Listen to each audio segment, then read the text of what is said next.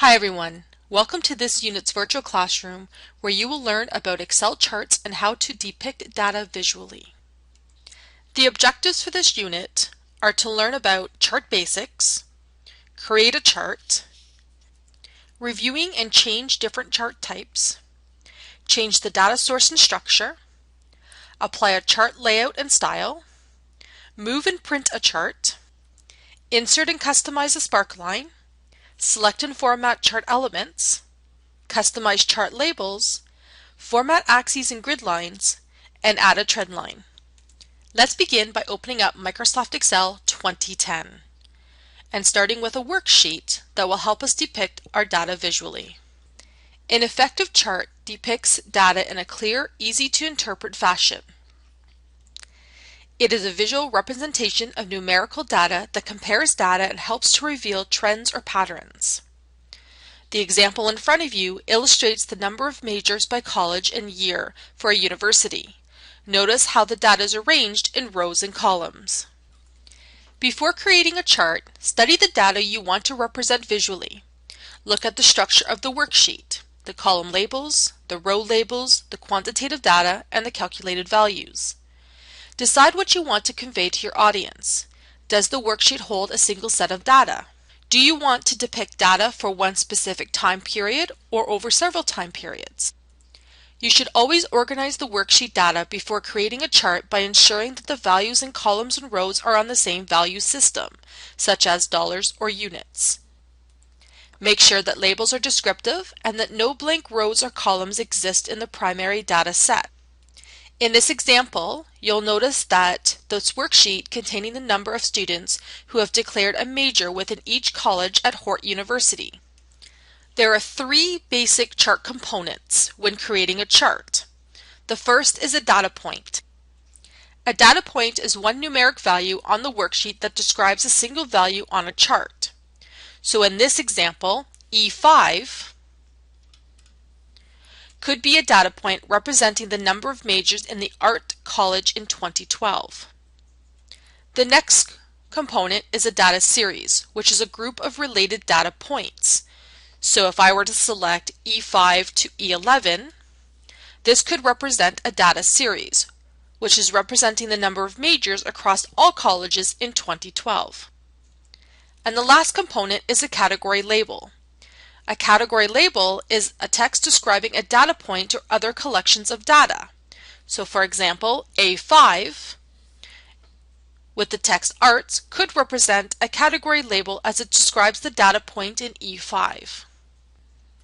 Creating a chart involves selecting the data source and choosing the chart type. Identify the chart data range by selecting the data series, any descriptive labels you need to construct the category labels, and the series labels you need to create the legend. If the labels and data series are not stored in adjacent cells, press and hold the Control key while selecting the non-adjacent ranges. The first example, we're going to create a clustered column chart with multiple data series using the worksheet Hort University. By selecting A4 to E11, which is our data source, we click on Insert tab and choose a chart type. Once we choose a chart type, we then choose a subgroup such as clustered column. Once the chart is inserted, we can now position it, size it, and format it. So to reposition a chart, we click on the border, so a chart is considered an object. We click and drag when we see the four arrows, and we can move the chart and locate it underneath our worksheet.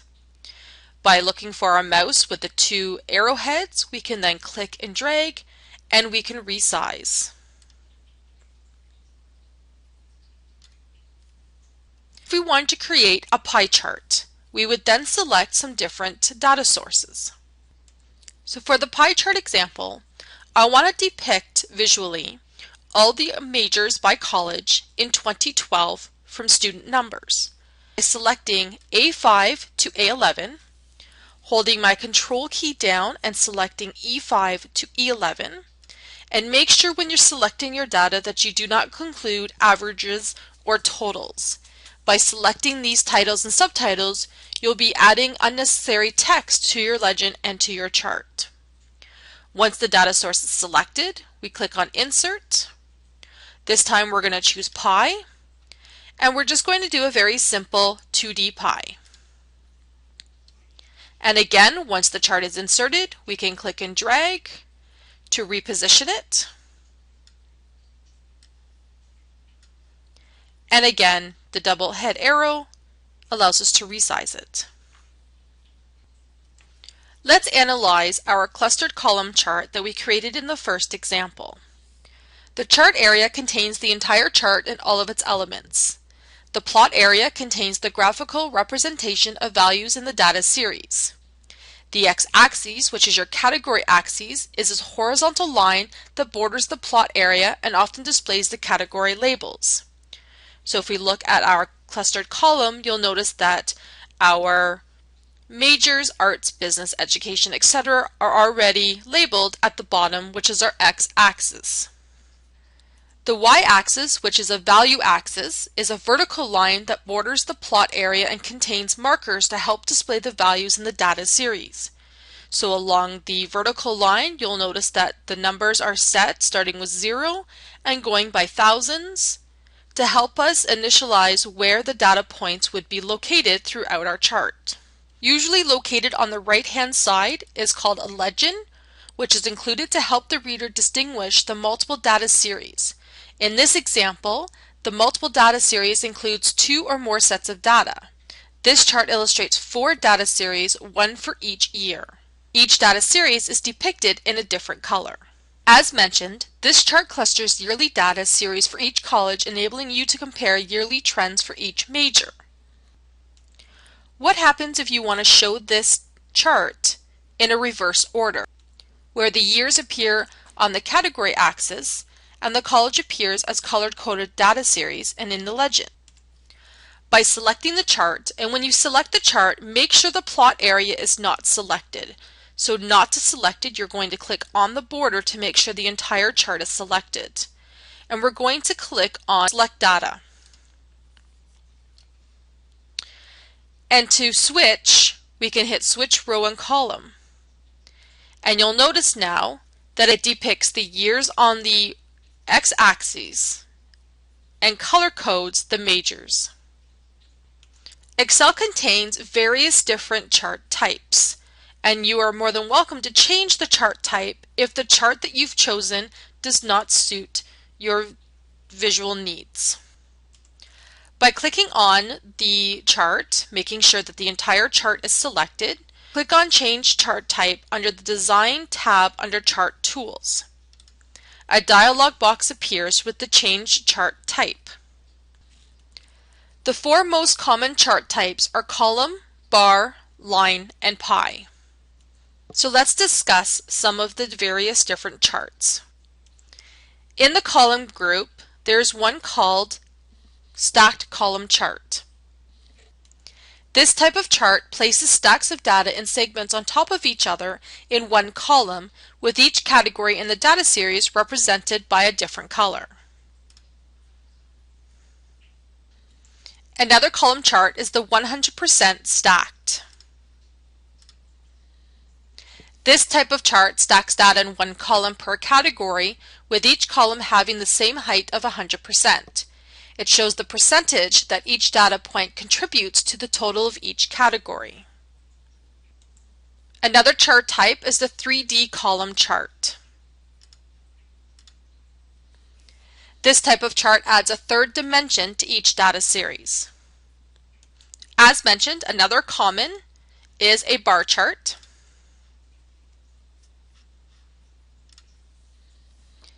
This type of chart compares values across categories using horizontal bars. Bar charts, like column charts, may plot single or multiple data series, appear clustered or stacked, or add a 3D effect. Another chart type is a line chart. This type of chart uses a line to connect data points in order to show trends over a period of time. The x-axis, which is your category axis, typically displays time units, and the y-axis, which is your value axis, displays values for each point. Our second example depicted a pie chart. This type of chart plots a single data series where each point is a sector with area proportional to the total of the series listed. A legend is used to display the category label for each data point in a different color. You can add data labels such as percentages, which we will discuss later, which are often portrayed on the pie wedges. You can even explode the pie chart to separate one or more pie slices from the rest by clicking on one of the pies and clicking and dragging. You can also display this chart in a 3D format.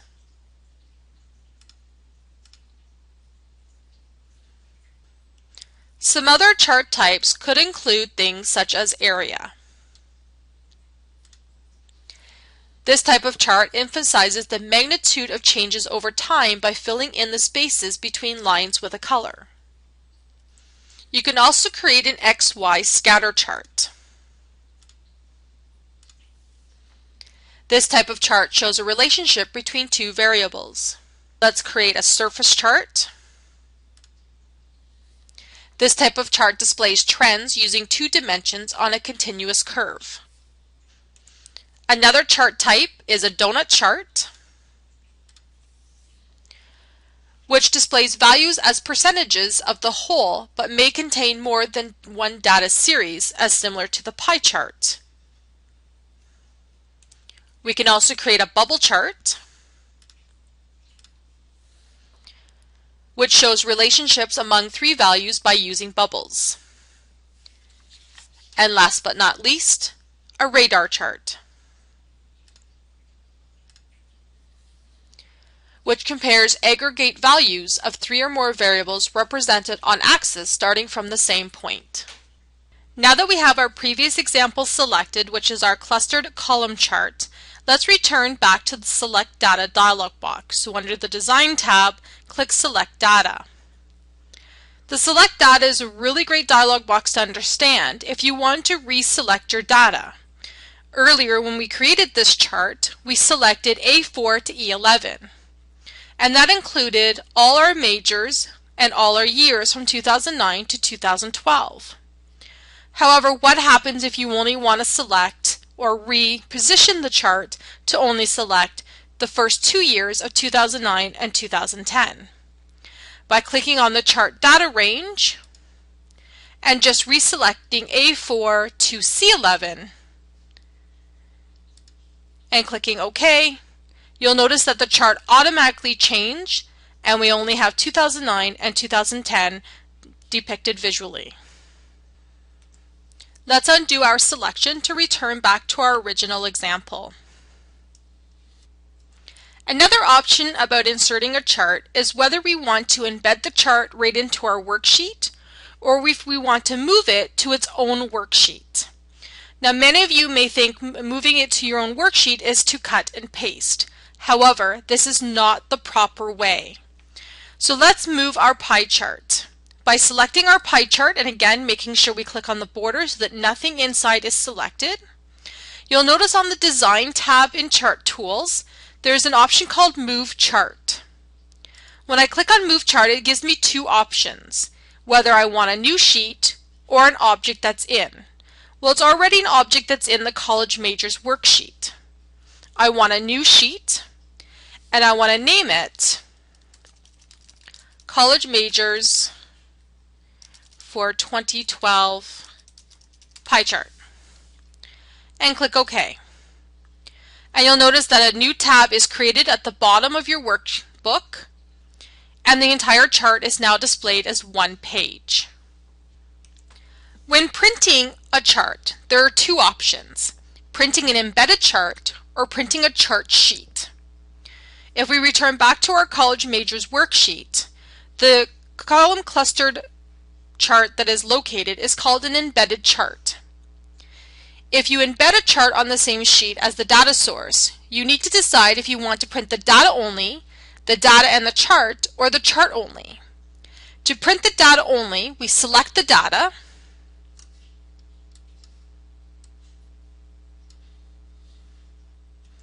click the File tab and click Print. And on our first drop-down arrow, we click Print Selection Only. And you'll notice on the right-hand side in our print preview that only the data is selected. If you only want to print the chart, then we just select the chart only, so no data. Again, File Print, and you'll notice that the chart is the only one that appears in our print preview. As we previously did, we moved the pie chart to its own chart sheet. The chart is the only item on that worksheet, so when you display the print option, the default is the print active sheet. So we would just go File, Print, and choose Print. Another chart option that is new to Excel 2010, so this is why it is extremely important that you complete your exercise in Excel 2010, as this option is not available in 2007 or earlier. Excel 2010 enables you to create miniature charts called Sparklines. A Sparkline is a small line, column, or win-loss chart contained in a single cell. The purpose of a Sparkline is to present a condensed, simple visual illustration of data. Unlike a regular chart, a Sparkline does not include a chart title or axis labels. Inserting Sparklines next to data helps your audience understand data quickly without having to look at a full-scale chart. To create a Sparkline, there are numerous ways to insert.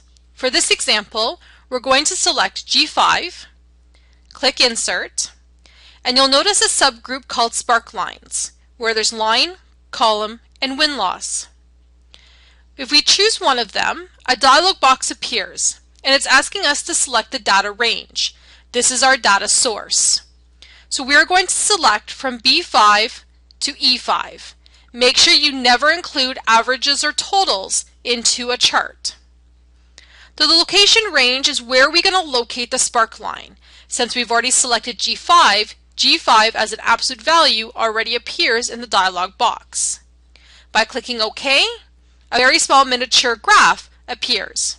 What's great about the Sparkline is that now that it's inside a singular cell, we can use the autofill fill handle option, which we learned in chapters 1 and 2 of Excel. So by clicking and dragging our little box, our lines are now depicted accordingly to the data presented. Once our Sparklines are selected, you'll notice that a new toolbar called Sparkline Tools appears. We can again change the type. If we didn't want line, we can change it to column or win-loss. We can edit the data if we wanted to change our data source. We can add a high point, a low point, negative point, first point, last point, or all markers. We can change the style as far as the colors.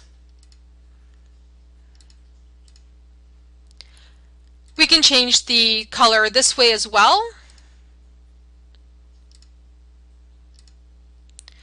And I can also add a marker color. So if I wanted the high point in red, then you'll notice that the high point of each Sparkline is now highlighted in red.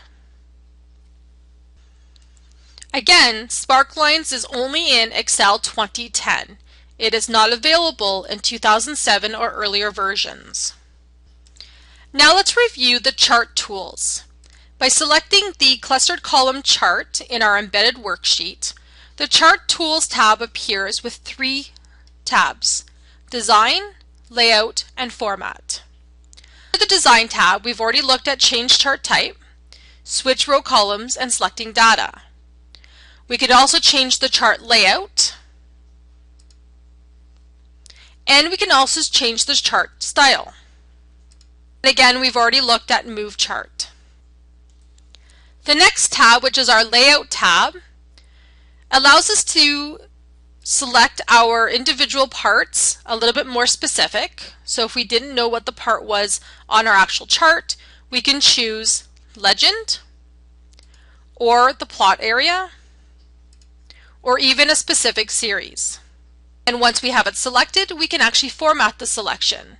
Formatting is exactly the same with the fill, border color, border styles, shadow, glow soften effects, and 3D format. All formatting throughout Microsoft Office programs are basically the same. You can insert a picture, insert a shape. So if I wanted to add an arrow, and then again I can add and change the arrow formatting. Insert a text box. I can also add a chart title. I can add it centered overlay title or above the chart. Once I have a title, I can type in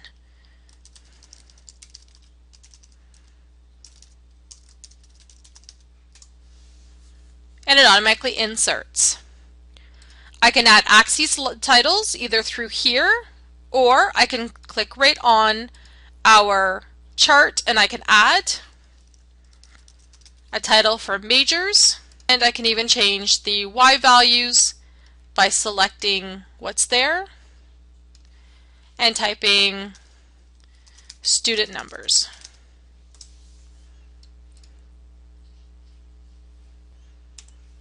The legend is on the right hand side and can be moved. Now a lot of you may move it by clicking and dragging. This is not how you move a legend. By clicking on the legend, you can actually have different options where you can show the legend to the right, the top, the left, the bottom, overlay right, or overlay left. So if we wanted to move it to the top, we would click top and it would automatically move and adjust our chart for us. Data labels allows us to insert labels on specific data series.